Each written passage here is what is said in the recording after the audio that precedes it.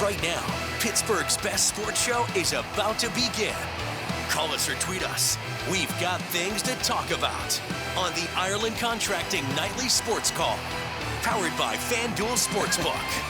All right, welcome inside the Ireland Contracting Nightly Sports Call, powered by FanDuel Sportsbook. I'm Rich Walsh. You can give us a call tonight, 412-575-2600 on the Borders and Borders hotline. Now I'm joined by my co-host for tonight, better known as the other guy, Andrew Fillipponi. How you doing? What time's PTL start? When's David Highfield get on the air? That guy went to a real school of fine journalism. Yuck it up, Richie. Laugh it up, baby. I found it so funny. Oh, man. All right, Pony, glad to have you on. Andrew Fillipponi from 93.7 The Fan, Sure one of my favorite guests, one of the most respected radio personalities in Pittsburgh here. Pony has always good takes. We talked a little bit about those today, and it seems like, Pony, you're a big Ravens fan now. We talked about the Ravens move, and, you know, I'm with you on this. The Ravens are going out making moves trying to be first in the AFC North, and the Steelers aren't doing anything. They're going with Robert Spillane.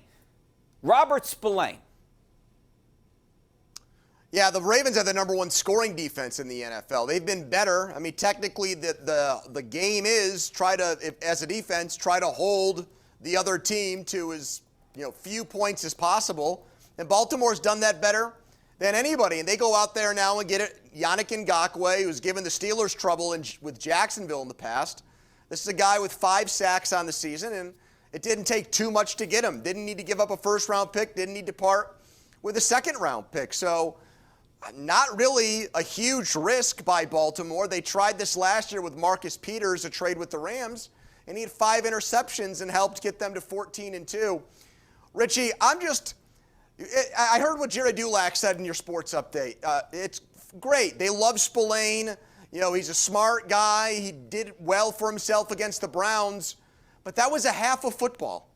Okay, I saw Duck Hodges and Mason Rudolph come off the bench in games and look okay last year. I saw Benny Snell come off the bench against the Giants in Week 1 and do okay in relief of James Conner.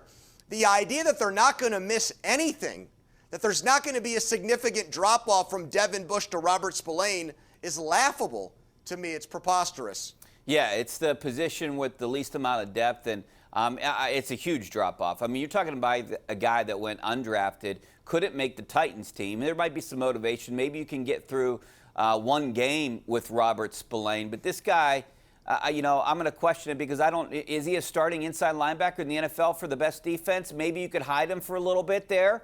Maybe he would be more exposed on a defense that isn't quite as good as the Steelers. But they got to go out and do something. Richie, I don't even know what's out there. They got to make a move.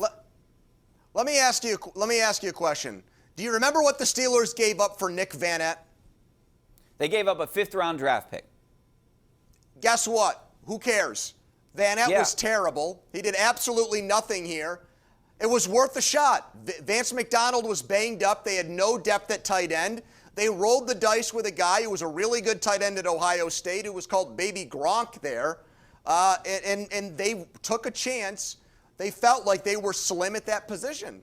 So I hope they do the same thing right now. I mean, I'm hearing talk about guys like Jared Davis, who they almost tried to draft in 2017. Now, thankfully, they didn't because T.J. Watt fell to them at the end of the first round. But here's an inside linebacker that was the 21st pick by the Lions. He's been terrible there. He's been atrocious. He's gotten benched.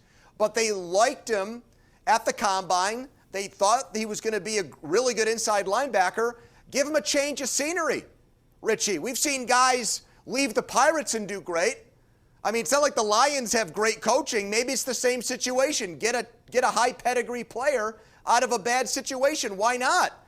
For a 4th round, 5th round, 6th round pick, you owe it to this team at 5-0 to do everything you can to try to win this year.